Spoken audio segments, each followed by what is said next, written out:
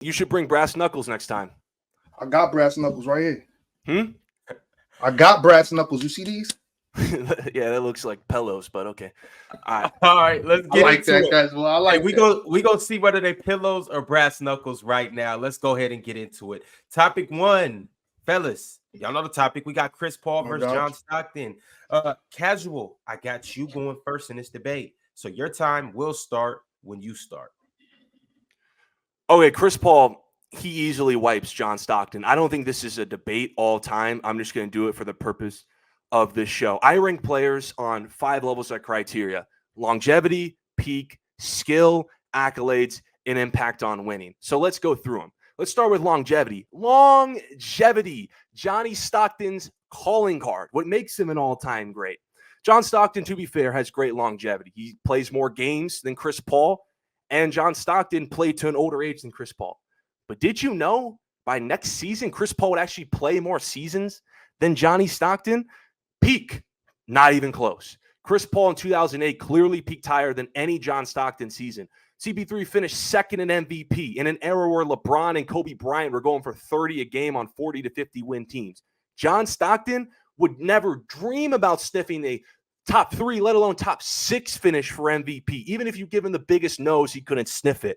Skill. Chris Paul's a more skilled player. I think Chris Paul can do anything that John Stockton can do, but better. He's a more athletic, more modern day John Stockton. Better scorer, better shooter, better finisher, better rebounder, better defender, more athletic. And you can say what you want about the assists for John Stockton, but in big 2024, John Stockton passing, I don't have to say anything more. In accolades, Chris Paul clears there. More All-Star appearances in the same season, 2 more All-NBA first teams, has way more All-NBA votes, 7-0 on all defensive first teams.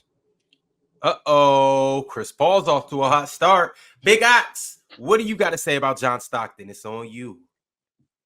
This debate as far as on the court is actually kind of tough. You know what I mean? When you got Chris Paul, you got John Stockton. I can't disrespect Chris Paul and say that he's not the level of basketball player as John Stockton. Now, I wouldn't have just brought this up if Casual wouldn't have made me, right? But we're talking about longevity and durability. That's where Chris Paul gets wiped off the floor. He said the amount of games played. I'm talking about 1,504 for John Stockton in comparison to 1,272 by Chris Paul. You do the math on that yourself, Casual. I'm not going to do everything for you. Now, look, 6 out of 19 seasons for John Stockton. In 16 of those seasons, he played 82 games. In 16 seasons, John Stockton played 82 games. He played 50 games in 98-94. You know why, Casual? Because that was a lockout year. He played every single game for 16 seasons and then 50 in the lockout year. One season where he got hurt, he played 78 games. So you know what they say, right? The best ability is availability, durability. What is Chris Paul known for? Coming up lame in the playoffs, getting hurt when it really matters. That is the biggest glaring issue for Chris Paul in comparison to John Stockton. It's really his availability to be there and John Stockton being a complete Iron Man, a juggernaut. Look at those numbers again. Y'all, hey, the show has really started. Week 2 has officially kicked off. Let's go. We got round 2. Let's get into it, Casual. Ox, you cooked yourself. More games. That's cool. More games with less accolades and worse stats. Okay, but I didn't say impact on winning in my first argument because I want to spend some time talking about it. Although he has 0 rings, so does John Stockton. I think Chris Paul has the most underrated impact on winning in NBA history because no matter where Chris Paul goes, his team wins. And it's not like he's a Kevin Durant going to a 73-9 team. Chris Paul goes to some historically losing franchises and instantly makes them winners. He gets drafted to the New Orleans Hornets, the most irrelevant franchise in NBA history. So irrelevant, they don't even exist anymore. And he constantly made them a 50-win team into the playoffs, most relevant they ever were. Then he goes to the Clippers, made the Clippers from one of the most irrelevant teams in NBA history to one of the most relevant and most winning in the 2010s, made them 50-win teams year after year. And then he goes to Houston. The furthest the James Harden Rockets ever went was with Chris Paul. Chris Paul doesn't get hurt. They probably go on to win the finals. Then he goes to OKC. No one and their mother gave OKC more than a 1% chance to make the playoffs that year. Chris Paul leads them to a tough first-round series in 7 games. And then he goes to Phoenix, who hadn't made the playoffs for more than a decade. And then the very first year, they go to the first title game they've ever been in 30 years. Then they win 60 games the next year. The difference between Stockton is he's been always the number 2 on his team and was on the same team his whole career. Compelling points. Big Ox, it's your turn to make a compelling point. Go ahead, brother. Well, that's fire. First, you came with longevity in things like that, amount of games when Chris Paul has played over 200 more than when John Stockton played over 200 more than Chris Paul. So cooked you on that. Now we're going to talk about impact on winning, right? Impact and winning. Let's talk about generating offense, right? I got a number for you. 15,806. That's John Stockton's total amount of assists. That's 3,912 more than Chris Paul. Let's just imagine, just for the sake of this argument, that those are all layups. All 3,912 of those assists are all layups. That's still 7,824 more points generated by John Stockton's offense, right? I think generating offense to that level is a direct impact on winning. So you can't tell me that John Stockton's game did not impact winning in comparison to Chris Paul. That's just a bold-faced lie. Chat, I'm happy that I got to cook that point. Appreciate you, Casual. Now, here's another thing. He also has 207 more offensive rebounds than Chris Paul at the point guard position. What does that mean? I know you may not understand this, but that means more possessions, more generated offense, more impact on winning the game. 8 seasons, he averaged over 12 assists.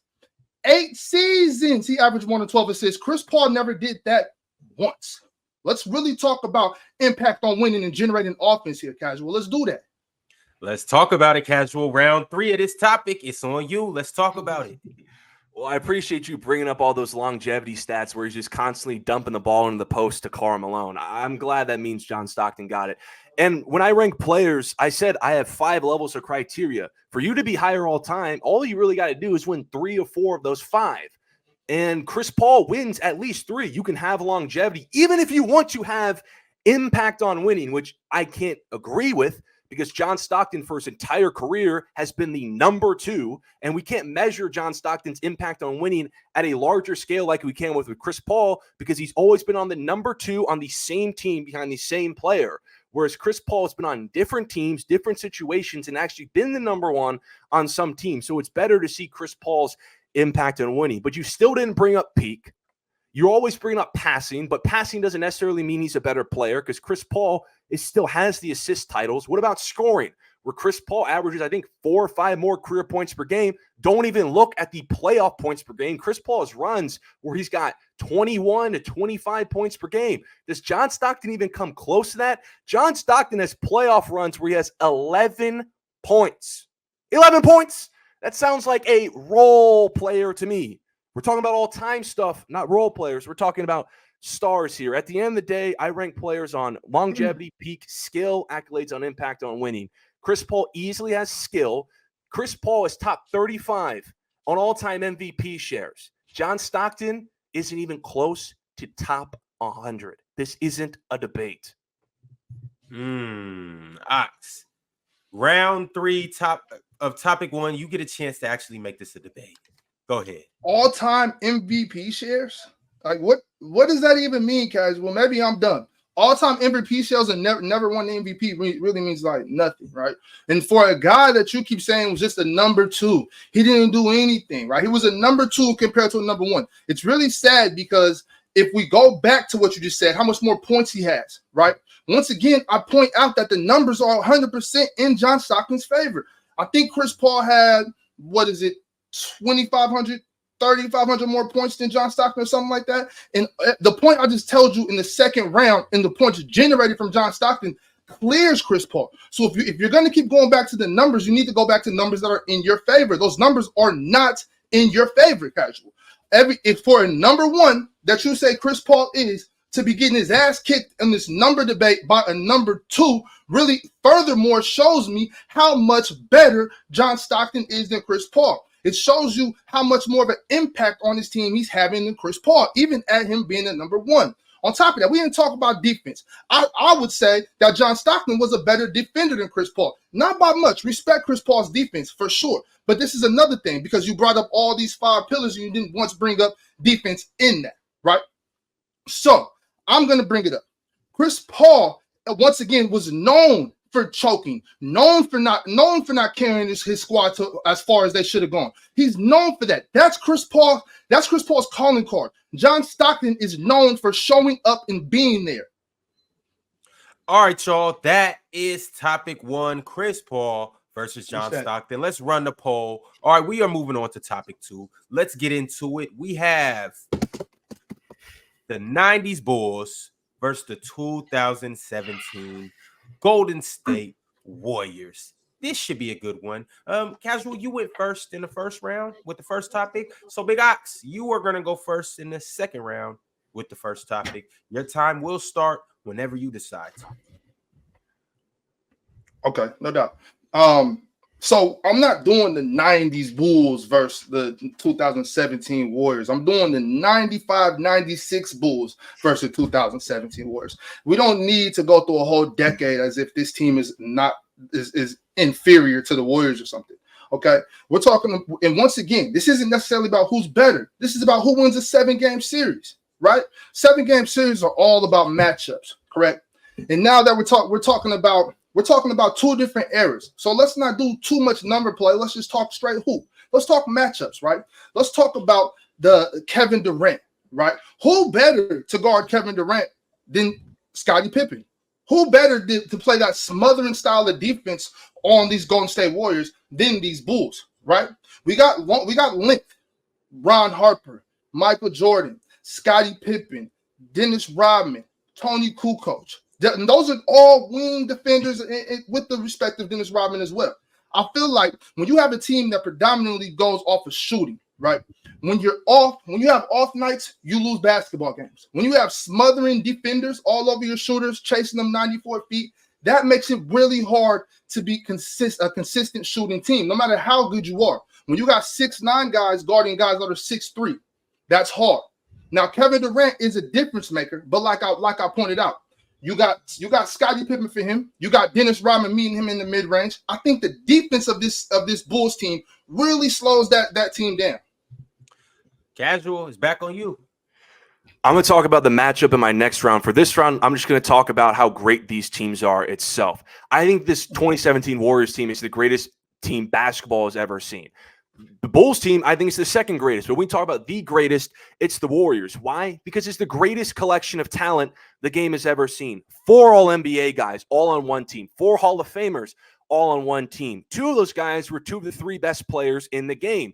2 of those guys were the last 2 MVPs. 2 of those guys could be the best player in the world at any given moment. 3 of those guys could shoot 40% from beyond the arc. 2 of those guys were all defense. One of them was Defensive Player of the Year. They had a Finals MVP off the bench. They had one of the greatest coaches ever, who happened to be a member of the Chicago Bulls, and they also had a well-rounded, efficient bench that can also play defense and shoot quality shots at the end of it. Your 96 Bulls won 72 games, right, Ox? At the time, it was the most wins in the history of the NBA. 20 years later, the 2016 Warriors eclipsed them. You think it might be a little OP if the team that surpassed your team in wins adds a top 15 player to ever play the game 2 years removed from an MVP? I think that's a little OP if you ask me. So a team that won more games in a regular season than your team adds Kevin Durant, and if Kyrie and LeBron don't go desperation mode in Game 4 of the NBA Finals, they go 16-0 throughout the playoffs, something that no one's ever really done. Okay. Big Ox, round 2. Objection, Casual. There's no point in bringing up the 2016 team. We're talking about 2017 team. This team might have added Kevin Durant and still didn't win more than 72 games. So I'm not really sure what was your point of bringing that squad up, right? So once again, and another thing, you bring up coaching with Steve Kerr against Phil Jackson. You lost me there, buddy. I can't see your point there. But let's get back to this hoop talk, right? I know that we can't We can't bring that team here and actually play them. So I'm just imagining how I would play this team. We got Dennis Rodman. I think he clears Draymond Green. He's gonna get rebounds. He's as good of a defender as Draymond as well. I feel like this team plays the style of defense, 94 feet. We got Ron Harper. We got him pressuring Steph Curry all over the floor. We got Michael Jordan pressuring Steph Curry and Klay Thompson all over the floor. The defense played by this Chicago Bulls is something I want to hamper in on, because that is what slows this team down. There's nothing that these guys can do on the other end against Michael Jordan. Who is going to guard Michael Jordan? Klay Thompson? Get out of here. Please, don't even try that. They are cooked on that end. This team has everything in their bag they need to beat this Warriors team. You can't name a better team suited to play against this squad, with all the length on the floor, the rebounding on the floor, the speed of this defense, complete 94 feet of smothering. Casual, you got it whenever you're ready. I think the 2017 Warriors win this matchup in 6 games. I'll give the Bulls 6 because I do think they're the second greatest team ever. They have Michael Jordan. They have Hall of Famers. They have Phil Jackson. But they're not winning this matchup. And it's the same argument that I used for the 2016 Warriors over the 95 Rockets, because how the hell can you sit up here and say in front of hundreds of people that the Bulls will have a plan to beat the Warriors when no team in 96 ever could dream of a team like Golden State existing? What the 2017 KD Warriors taught us is that the only way you have a chance of coming close to beat them is if you beat a team like them. The Houston Rockets in 2018 gave the Warriors the best run for their money because they had a team like them. Small ball, jack up a lot of threes. They can play versatile lineups and also put 30 to 40 threes together. The Bulls, they can't run lineups like that. What kind of death lineup are the Bulls putting together? That 96 Bulls team shot about 10 to 15 threes a game. Max, coming off a shortened three-point line. Now be at a normal three-point line against a team that's putting up 40 threes a game. You're going to get shot out the gym. Yes, you have Michael Jordan, but this team has Kevin Durant, a guy who averaged 35 points per game in the 2017 NBA Finals, one of the greatest scorers ever, 4 scoring champs. He can cancel out Michael Jordan by a little bit. And once Jordan's out the picture, who's going point for point with Steph Curry? Sure as hell's not Ron Harper. Who's going shot for shot with Klay Thompson from behind the arc? Scottie Pippen? Draymond Green, you said Dennis Rodman's better. Draymond Green, check the numbers, is a much better offensive player than Dennis Rodman. Let's check the numbers. It's back on you. Well, we don't need to check the numbers because that's just such a casual take by you, Casual. It's not about shot for shot. We're not going to go out there and just shoot it out with the Warriors. See, that's the problem. You're thinking like Steve Kerr. I'm thinking like Phil Jackson, a guy that's 30 times the coach Steve Kerr could ever dream of being, right? You don't go out there and shoot it out with the Splash Bros and Kevin Durant. You do what I've been trying to tell you. I've been trying to convince you these last 2 rounds. You play defense. You play defense. There is nobody on that team that can guard Michael Jordan. You talk about we've never seen this in the 90s. That Warriors team never seen Michael Jordan. So you cooked yourself with that one. Well, who have they ever seen close to Michael Jordan? Nobody, Casual, nobody. So we're not going to go out here, I'm going to outscore him, I got to score him. No, we're going to play shutdown, stifling 94 feet of defense. That 2021-22 Celtics team showed us how to guard Kevin Durant. And they did that with Al Horford and Jason Tatum. Are you telling me that Tony Kukoc, Dennis Rodman, and Scottie Pippen can't do what Jason Tatum and Al Horford did? I think you're drunk, Casual. I think you're drunk to say that. These guys are Dennis Rodman far more physical than Jason Tatum, far more physical than Al Horford. If they can do it to Kevin Durant, then that 96 Bulls team can do the same thing because that 96 Bulls team is 2 times the defensive team than that Celtics team was. Once again, it's casual to think they're going to try to shoot it out with these guys. No, you play defense. And if anybody can guard Kevin Durant in the history of basketball, it's Scottie Pippen. Casual. All right, let me drink my water real quick. To sober up because he said I'm drunk. You said they didn't see Michael Jordan. Hey Ox, 4 straight years they play LeBron James in the finals. I don't think they give a damn about Michael Jordan. And who cares if Michael Jordan is going to get his? I don't care if Klay's guarding Michael Jordan. MJ can get 50. And you know what, Ox? I'll let you have Scottie Pippen get 30 alongside MJ's 50 on great shooting splits. And it wouldn't matter Newsflash, Ox, the Bulls still lose. You know how I know that? Because in the 2017 NBA Finals, let's take a trip to Game 3. Kyrie and LeBron at home combined for 80 points and still lost to the Golden State Warriors because they weren't talented enough team for team, shooter for shooter, defender for defender. You keep bringing up the Bulls defense. I think the Bulls have a hell of a defense. Their athletes will translate to modern day to an extent because how good can a 90s defense be on a 2017 Warriors offensive floor? Because how do you know they can be able to guard them when you're watching them on 1995 film? You're watching them guard 95 offenses. You're not watching the Bulls guard 2017 Warriors offenses. So how do you know they're just going to lock them up? Again, the Warriors are the greatest collection of talent the game has ever seen.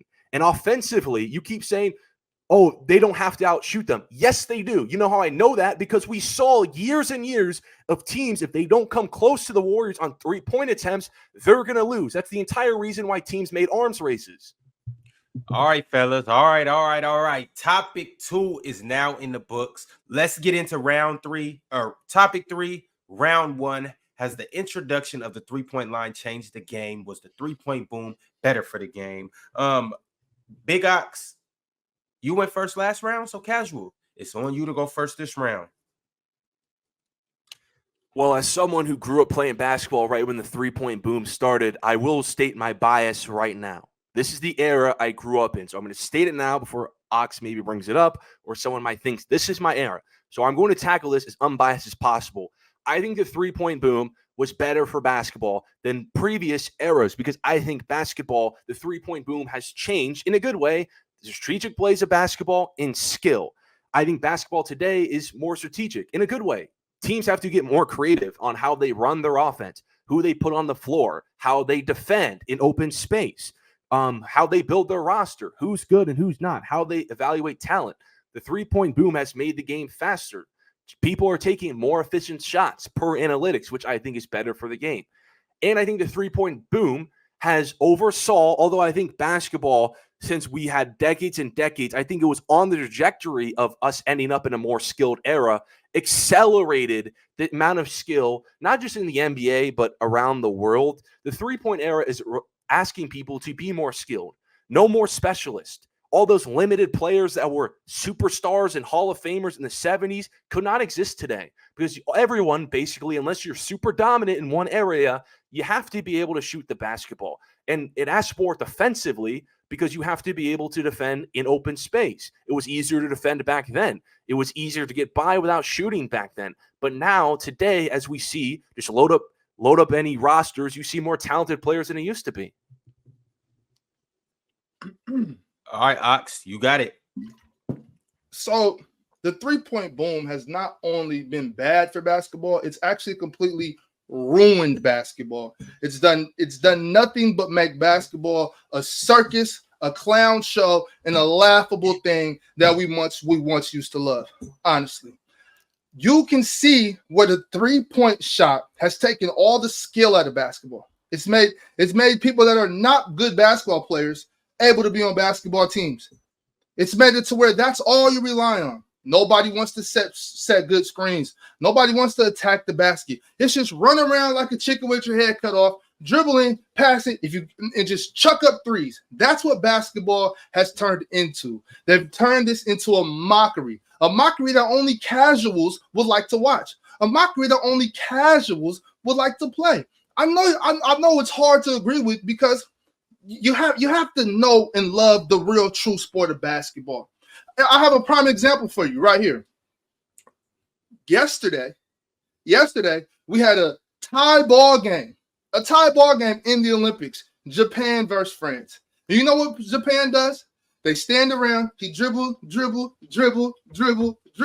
wasting all the time off the clock, and chucks up a three. Without that, if there was no three-point line, nothing like that would have ever happened.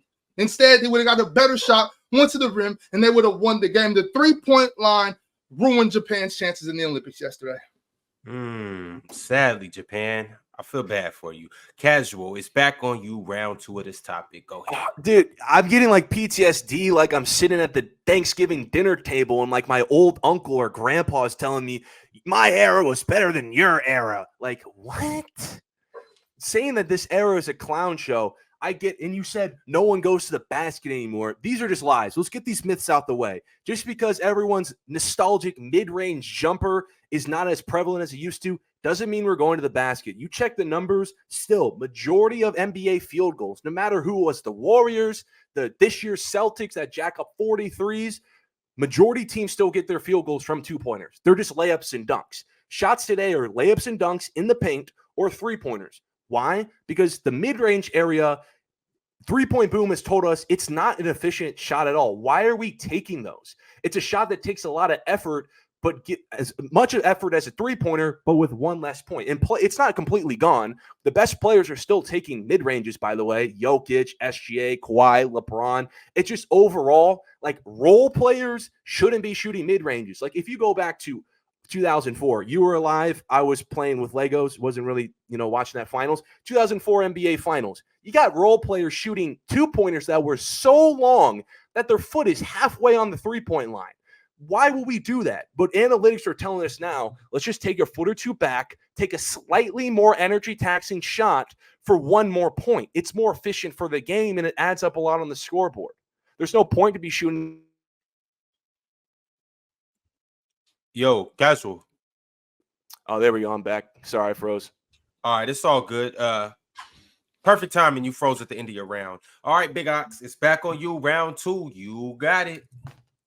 What the three-point line has done is allowed analytics to ruin a beautiful game.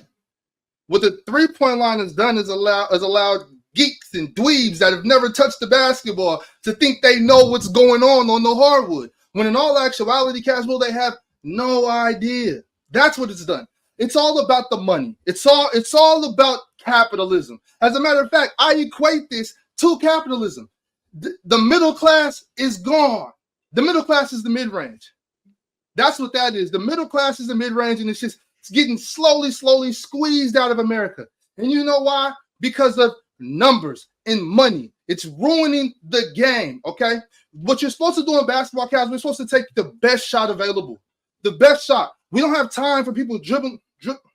We don't have time for people dribbling around the court and just begging for a true shooting numbers and things like that. You're supposed to shoot the best shot that's available, whether it's a layup, whether it's a 15-footer, a 17-footer, a 19-footer, or a three-ball. That's what you do in basketball. You don't have time to be running around thinking about numbers only in basketball. That ruins the sport. That ruins the purity of it. There's no more plays set hardly. It's just dribble to the lane. If you don't got a layup, you kick it to the three-point. You dribble out again. It's what did Kobe call it?